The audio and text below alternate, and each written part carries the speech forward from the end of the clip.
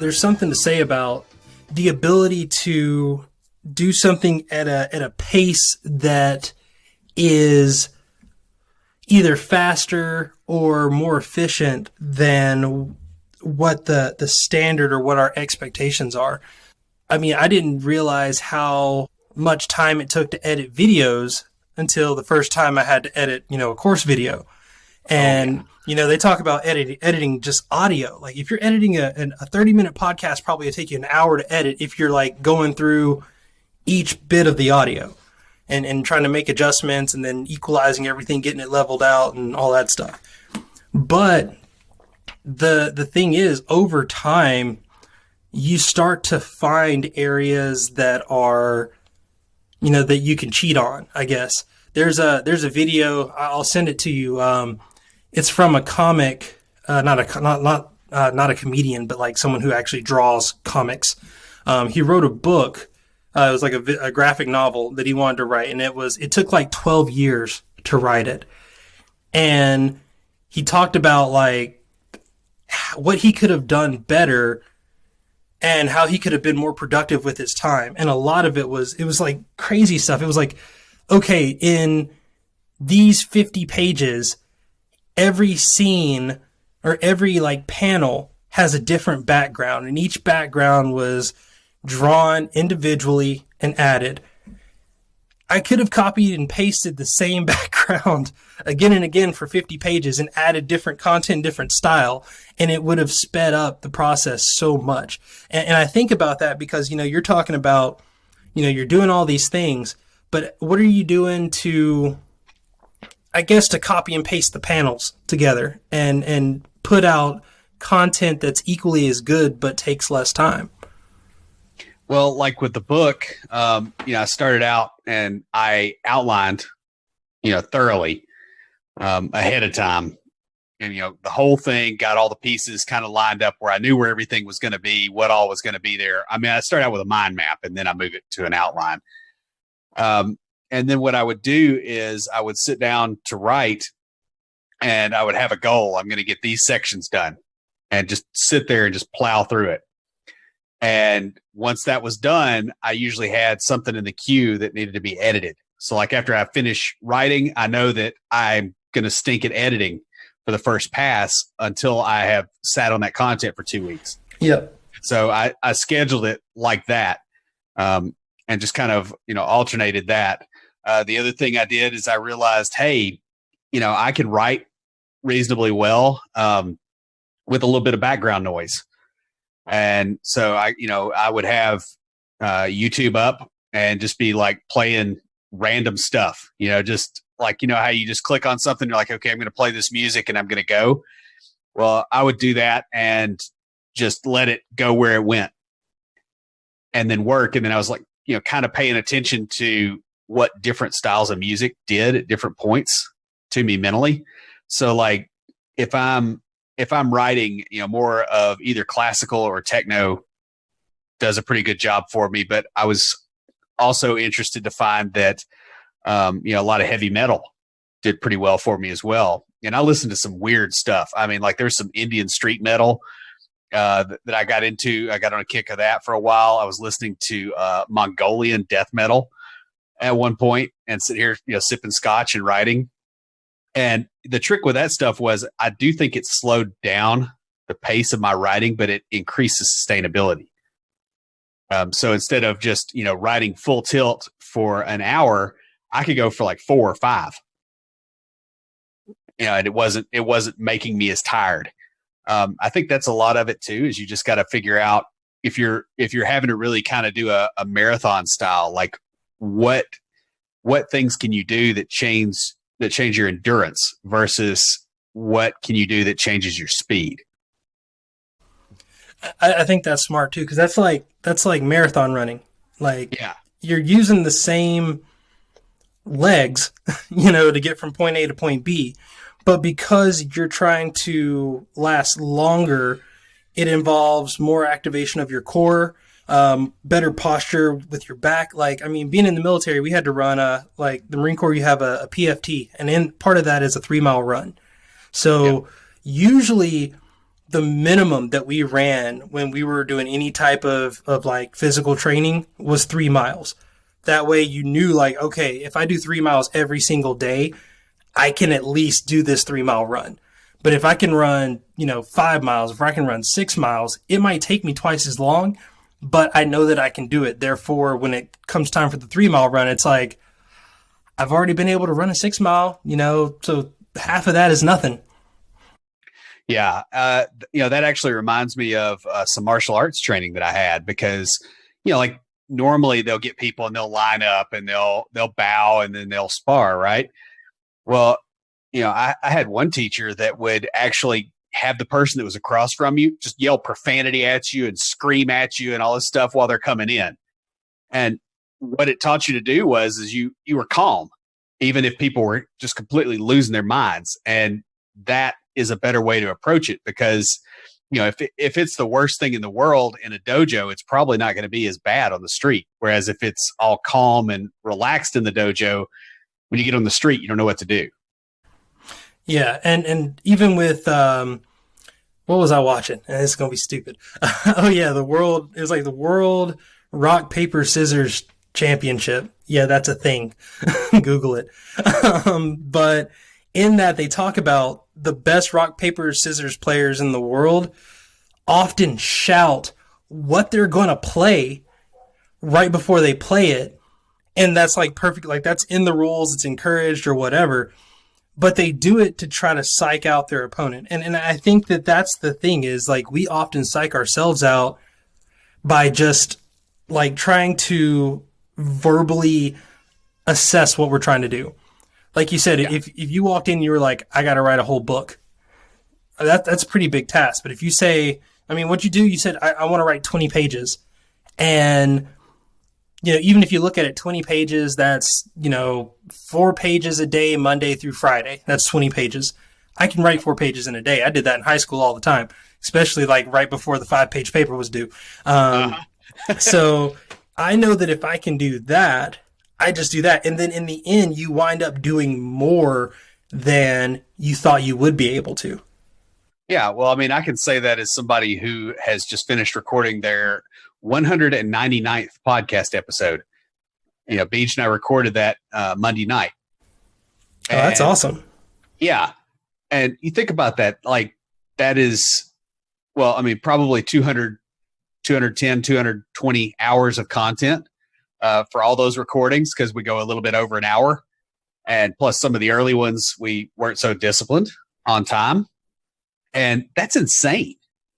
If you told me I had to sit down right now and do that, you can't. But if you go, okay, well, every week I've got this little bit of work I got to do and I just keep marching along, that's reasonably sustainable. I'm not going to say it's easy because it's definitely not, right? It's pushed me. But it's actually survivable. Well, like you said, for a fact that if you just wrote, 15 pages worth of stuff, if you go back and immediately try to edit that same 15 pages, it's going to be too fresh. Your editing isn't going to be that great. That's the exact same reason why we're recording this on a Wednesday. It'll get edited the Monday before the podcast goes out on Tuesday. Yep. And I do that for that exact reason. That way, when I'm listening to it again, I've almost all but forgotten the conversation. I might remember bits and pieces of it, but it gives me the reason to go through it all and to do a better job and to hear it with fresh ears. And I think that's something that, if we're talking about developers need to do that more, I think. Like, don't try to refactor your code right after you just wrote it. Like, please don't. You will make a mess of things. I've done it. I've made a mess of things, but give your code time to breathe. Give your brain time to recoup. I think putting pause in places that are necessary or that don't seem necessary, but just seem convenient or nice. I think that makes for a more productive, to use your phrase, more complete developer. Yeah, it really does. I've done some really dumb stuff in code. I found some stuff today that I did like 3 weeks ago, and thankfully did not revisit it until today because I probably wouldn't have seen the problems. And it wasn't anything real bad. It was just like, hey, here's a stored proc that's not, not setting the value of an output parameter. This is going to break some stuff that needs it, further upstream. If I had looked at that again, the day I wrote it, I would have never seen that. But when I went back today to do something else to it entirely, I spotted that because I was looking at it with fresh eyes, trying to figure out where to do stuff. And that's extremely valuable. Like when you get to the point where you can go, okay, I'm going to walk away from this thing and come back to it and be essentially a third person. That's the win. Well, and like you said earlier, the process is a little bit of many different things. It's not just let me create, then edit, then publish, then market, then remarket, then remarket, then remarket, because that's how you actually get people to find your stuff. It's let me record this, or let me work with someone else to gather show notes, to come up with a plan, to come up with a topic. Let's take the time, measure that thing out 12 times, cut once, let it sit, then go back and look at it. Let the people who are, they're good at going through content, let them go through it so that I can focus on the next thing. I'm sure you don't give you're not the only one that's editing your manuscripts. You're probably giving it to a publisher and they're looking it over and saying, okay, yeah, you use this word 57 times. Let's spread that out a little bit more. Yeah. And I've got a good editor too. And that helps a lot. I hit it with a first pass just because I'm like, hey, let's be nice to the editor, because, I know I got a little bit of that hillbilly English in there that sneaks into my writing sometimes. It's like, let's fix that. But then, yeah, you get somebody else to do it. The other thing I think a lot of people miss out on with this creative stuff is you don't have to be the person to come up with all the creative ideas. Mm-hmm. Like if a lot of people treat creativity like hunting, right? I got to go out there. I got to kill this thing and drag it home. And tomorrow I got to go out there and get another one. And, that only works for a little while. And then, you'll end up with like 10 podcast episodes and then you're stuck. Instead, if you treat it like farming, you say, okay, I'm going to build this idea and we'll get this idea out there. And I'm going to use that idea, getting in front of other people to get those people's feedback, ask them questions, do market research, see where their pain points are, et cetera. All of a sudden now you're growing a pipeline for ideas that you don't have to work as hard for. And on top of that, like you said, there's something to say about building a minimum viable product and just saying like, this is what I want to do. Who's down? And yeah. That's something like with Comp Talks. I told my one of my friends, I was like, I'm not even about to put more effort into this if no one seems interested. But since I see that people are interested, and since I have developers that are like, I really want this because I want to know when CFPs are coming up in my area or coming up in my field, that sounds, it's like, okay, there's buy-in. There are people who are saying that this is important to me. I'd be willing to invest in it. I'd be willing to put money into it. And at that point, you have a market. And even with Pitt, like for me, Pitt is now basically my brand. It's not a certain thing, it's, and I know if you talk to some of the business or entrepreneur gurus, they'll say, oh, you need to niche down and have a clear cut, mission statement to what you're doing. And I agree, but my mission statement is I'm going to do me. Yeah. I'm going to do stuff because I think it's fun. I'm going to do things because I think it helps people to do them. And I'm going to do them at my pace and at my interval and in my release schedule.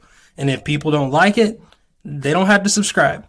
If they do like it, then cool. We've had people that have been in the same Slack channel for all 3 years of Pitt's existence. Even when I wasn't in the Slack channel, they were in the Slack channel. Yeah. And I bet I know who some of them are because they're always on there. Oh, yeah, absolutely. And that's the thing is, in the intro to this, I'm going to mention, like, you're one of the people that I talk to once a week. There's a reason for that. It's because I could send out a newsletter once a week, but in the time that it would take for me to come up with an idea and write an outline and, try to get all that stuff and then do all the promotion for it, that's time taken away from me being able to go back into my Slack community and say what's up to people like you and people like, Chris and Arlene and Trey and like everybody that's in that group that might just stop in and say hi or stop in and say good morning. Like I can't do that for the people that have proved since, day one, my day ones, that, we don't care about your podcast. There was 8 months where the podcast didn't come out and they were still there. And I think that's something like people talk about how consistency is so important. I think that it is becoming less and less important as long as you are consistently showing up in some way. It doesn't have to be a podcast every single day. It doesn't have to be a YouTube video every Tuesday and Thursday. It can be, I'm just going to go into the Slack channel, see what people need, and then start working on the next plan that's going to make a quote unquote 10x impact. One thing I have started noticing, and I'm hesitant to put it in exactly the way that I notice it because it's kind of loaded, but we'll just go with it anyway. Most of your sales and your marketing stuff is a seduction. Oh yeah. Right. Of another party, right? You're getting them to a point where they like you. How would you feel if your wife described you not as, my husband who I love and all this other stuff, but as the guy that keeps on showing up? I mean, I don't know. Sometimes they probably like that. He may not do the best job, but at least he does the dishes every week. Yeah. But like, as far as like the passion and the sense that the other party wants to stick around. Yeah. That ain't it. And like you said, if you get, let's say you get a daisy for your wife every single day, you get one daisy and you give it to them. Eventually the daisy doesn't mean anything. The fact that you didn't give them a daisy is when they're going to be ticked off, but eventually the daisy loses its value. If I say, you know what, I'm going to find a blue rose, and every time I find a blue rose that grew naturally in the wild, I'm going to give it to my wife, no matter how much it costs, no matter how long it took for me to find it. And I'm going to let her know I'm looking for that blue rose. To me, that speaks higher than every single week I'm going to give you a daisy. Right. And I think that's the problem. That's where we're at right now with creatives as a whole. There are so many podcasts out there. I love podcasts. I love podcasting. But I'm getting tired of hearing the same thing again and again and again. And I'm tired of people treating it like it's brand new. Like, hey, I took this turd, I polished it up, and now it's a shiny turd, and it's brand new, so you should invest in it. It's still a turd. Yeah. At least make a necklace out of it or something, like do something different today. I mean, it is weird how the voices kind of all get the same. And it's not just our vertical, right? Like podcasting in general, like a lot of them really sound the same. Like the salesy, markety type podcasts are kind of the same. The tech podcasts are kind of the same. The like if you go to a recipe website, right? Like I've got one here for like a lime and cilantro chicken.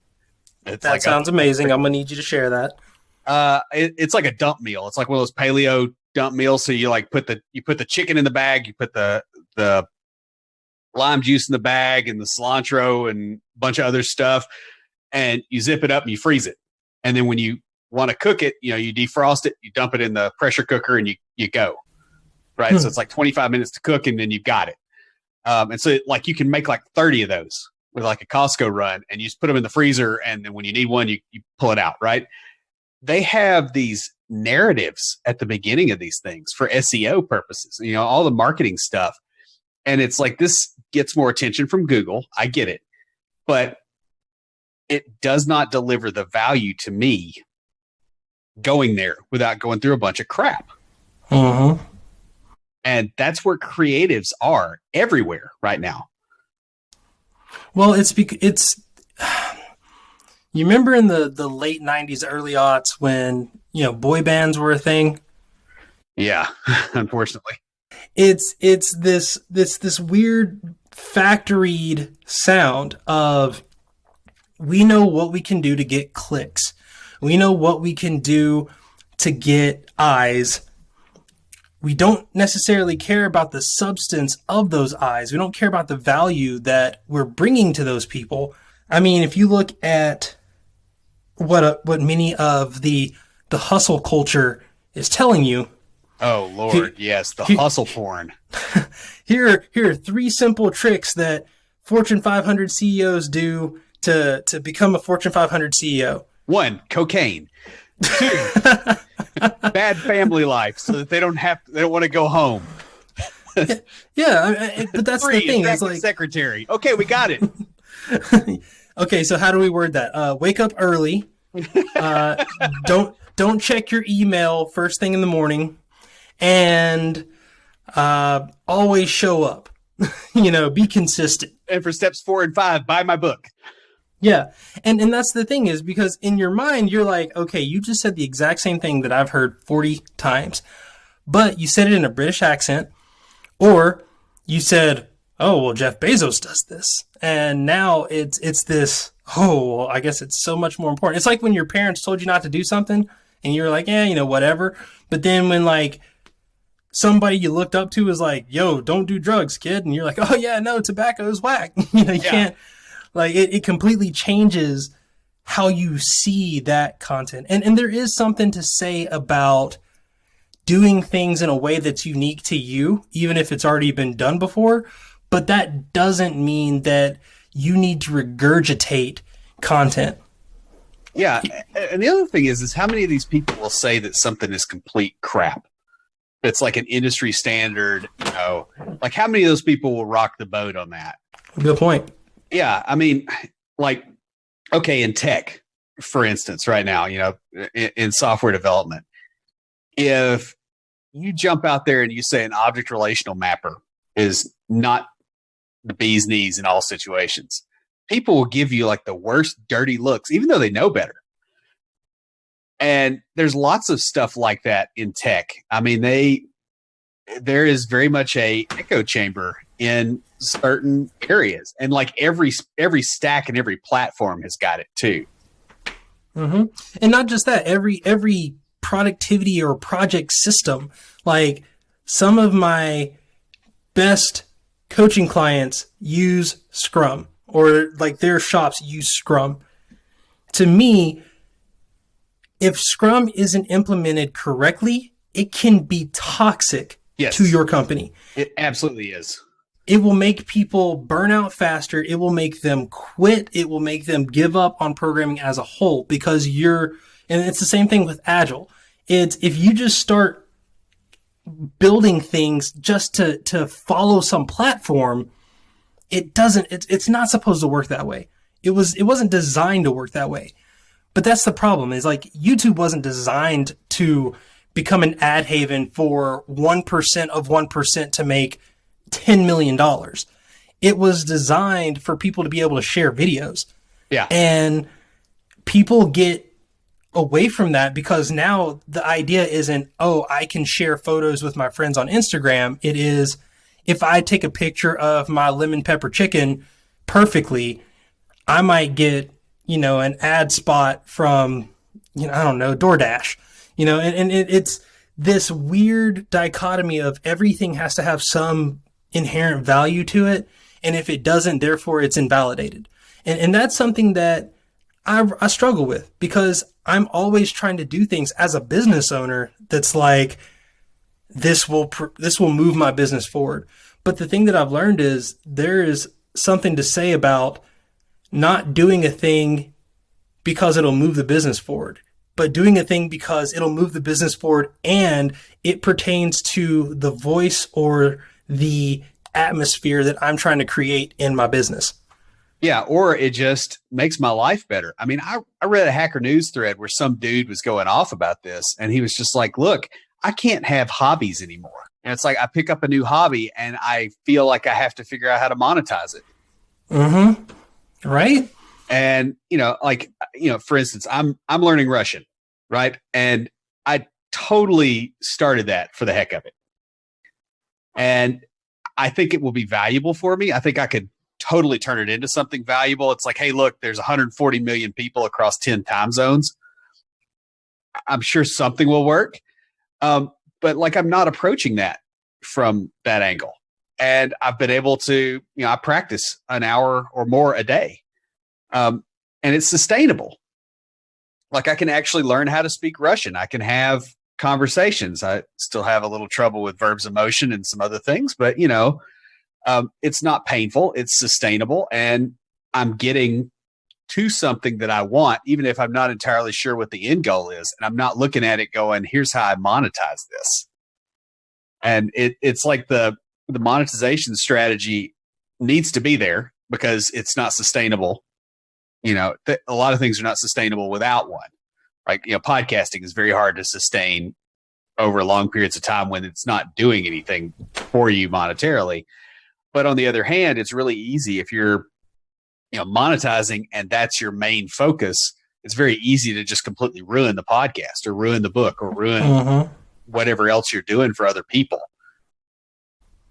Well, that said, I wish more people would look at, like, the reason we brought Pitt. I brought Pitt back because more than anything, I miss doing it, but I miss doing it my way. Like, I tell people, one of my favorite, I can't remember if it was a post or a newsletter, that I sent out, was I had a Facebook community of almost 2,000 people that I gave away. And the people that are in charge of it now have Facebook groups and YouTube channels and all this other stuff that are in the tens of thousands. And I gave it away because I didn't like the direction that it was taking. Yeah. And in my mind, it was like, if I wanted to make something that would have made me more money, I would have just stayed with that. I would have done that thing. But I wouldn't have learned how to write code. I wouldn't have learned how to edit a podcast, or do video or audio editing like I do now. And I don't regret that at all. I gave up almost 1,900 some odd people for 4 people in a Slack channel. And that was the best decision that I ever made. Yep. And sometimes that's the way it is. Because those 4 people have invested more into Pitt as a business. One of my first coaching clients was one of those 4 people. One of my first Pitt Premium members was like all of those people, actually. Some of the people who retweet the podcast every single week, day in and day out. The people who give me feedback, who give me, comments and tell me whether or not they can tell if I was sick, compared to how I usually sound. The ones that tell me to take a break. The ones that'll come in at the last second when I need a emergency interview done. Those people are the people that I want to build a business around. Yeah, I mean, I think, there's like a problem of scale that we look at stuff, and like human beings are inherently tribal. We're not inherently metropolitan or national. Like, we have our little group around us, and that's really all most of us need. If you have, there's like a sales and marketing thing called 30 by 500. Mm-hmm. If I can get $30 a month from 500 people, I'm okay. Like, that's not a real hard number. It's a pretty small, number of people. And, looking at that kind of stuff instead of going, okay, I have to make something that's going to be this, I got to be the top podcast in tech. I want to have 500,000 downloads every time I drop an episode, right? Well, do I need those? And what am I going to give up to make that happen? And, sometimes the price of that is really just not worth pursuing, again, going back to I swear it like matches with the whole dating thing, right? Like, a lot of times are a lot better off once you figure out what you don't want. Yep. Instead of, I want everything that walks by. It's like, nah, you really don't. And once you get to a point where you can look at a lot of things in that same way and just go, hey, that I don't need that. That adds stuff to my life I don't want, and just let it walk on. And business, it's life, it's what you use in terms of like how you use your time. Like I lift weights. I don't run. It's just not my jam. I don't ride a bike. I don't swim. Like I have the thing I do, and I do that, and I do it well, and I enjoy it. Instead of going, oh, I've got to be the master of all these other things. It's like, why? There's a sense of discontentment in a lot of the hustle porn and a lot of the business podcast stuff that is just unbelievably destructive. And you can make a lot of money selling that hustle porn, but you can't make any money watching it. I wonder if people who watch that content realize that the people who are making that content, that is their job. Right. That is it's not like, I'll give Dave Ramsey his credit. Like, yeah, he became debt free after being a bunch of money in debt, blah, blah, blah, blah, blah. Dave Ramsey is not the person who is working one-on-one with people who are neck deep in debt and barely making it work. He is selling courses. He is selling courses that say, do the exact same thing that I've been saying do for the past 15 years. That's worked for thousands of people at this point. His podcast, that's what it is. And he knows that if he talks about it enough, he knows that if he gives enough copies away for free, he knows that if he has enough people that were the 1% of the 1%, not to say that you shouldn't strive for, being debt free or whatever, but if he has the success stories come on and talk about how they did his thing and it worked and totally paid off, he's going to have a bunch of people, regardless of whether or not they need that product, they're going to invest in it. It's probably going to sit on the shelf and it's never going to get used. I like what D. Snyder said. He said, if you don't like my music, and this was back in the day before the ESRB and all that stuff, where they did the parental advisory stickers. He said, if you don't like my music, buy 100 albums of my music and burn them. Yeah. And I'll be just as happy. Yep. And that's the thing is, a lot of the people who are making this content, they don't care. They're making the thing that people want to hear because they know that if they have enough people hearing about it, they can sell a mattress to somebody and make money off of that. Right. Whereas there's a select few people out there who are making, and I think this is how people start.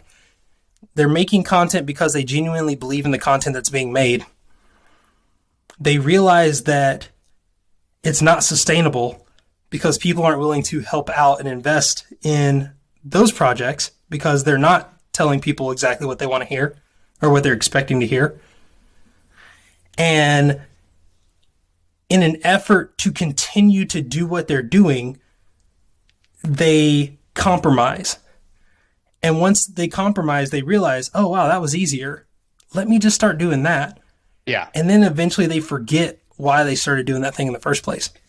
Well, and that's how they all end up the same, right? Because they're getting the stats from the same place. Mm-hmm. They're going, oh, I can do this. I can, top 10 reasons why, why your favorite potato says something about your life. And they crank out junk. They get a lot of attention. It's low value attention, right? You can't scale that up into people that are paying $300 for a course, but you can get CPM rates off of them. Mm-hmm. And you can crank out the content. You can send it, you can have the content produced overseas. You can, there's a lot of stuff you could do. There's a lot of levers for the scale, but, you get to the end and you've got something that's really not all that valuable. And I think the other thing too that people forget is, like, every time you see somebody selling a book about especially how to make more money, you got to look and go, okay, how does this guy make his money? Does he make his money by making money in the way that he says in the book, or does he make his money by telling other people how to make money? And it almost is never the first thing, because if he was doing what was in the book, he wouldn't have time to write the book. Right. Or the people who struggled to make money for 15 years, finally got traction. Now they're talking about how they made money, but what you don't see is the 15 years of them not making money. Yeah. And learning all the lessons the hard way. Because a lot of this stuff, like, you don't have a heuristic to go, okay, this is a good idea, or this is a bad idea. Like, you just have experience. Yep. You got your gut. Yeah. And you sit there and you look at a situation and you go, this makes me feel like I just drank vinegar. My stomach feels weird looking at this situation. I don't know what it is, but I'm not going to go. And until you've, basically been in a situation that's bad like that, because you didn't plan ahead, you don't have all that knowledge. I mean, just little stuff that you don't even think about, that you don't evaluate when you're doing stuff like you're writing, or you're building content, or you're talking to an audience, or you're doing a podcast episode. You don't have decision-making capability throughout the entire process. You make big decisions, and the little decisions are things that you don't know you made until they became important. Right. Well, hey, man, we've been at this for an hour now. I think it's time to wrap up the main show and cut into the after show. You ready for that? Yeah, let's do that. Before we do that, let everybody know how they can get in touch with you, how they can connect with all the stuff that you're doing, whether it's your personal stuff or Complete Developer. Well, the easiest way probably is through the podcast. That's CompleteDeveloperPodcast.com. You can get a hold of me on Twitter. I'm Gant Soft Sys.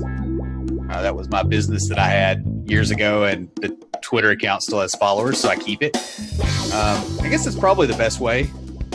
Hey, I hope you enjoyed the conversation with Will. I know I absolutely did. Again, this is just a continuation of the things that we talk about almost on a daily basis. So if you want to jump in and ask questions to either me or Will or anyone else in the PIC community, go to productivityintech.com, scroll down to the bottom of that homepage, hit that connect button, join our Slack community, and you will not regret it. We got some of the nicest, friendliest people in there, and I love talking with them each and every day. Special thanks to Nadir Omawale for the use of his song A Hustler in Spite of Myself for the intro and outro music. And I'd love to know what you thought about this episode, or the episode before, or episode 1, or any of the episodes. And you can let me know on Twitter. I'm at KJAY Miller. And of course, you should definitely follow Productivity in Tech at prod_in_tech.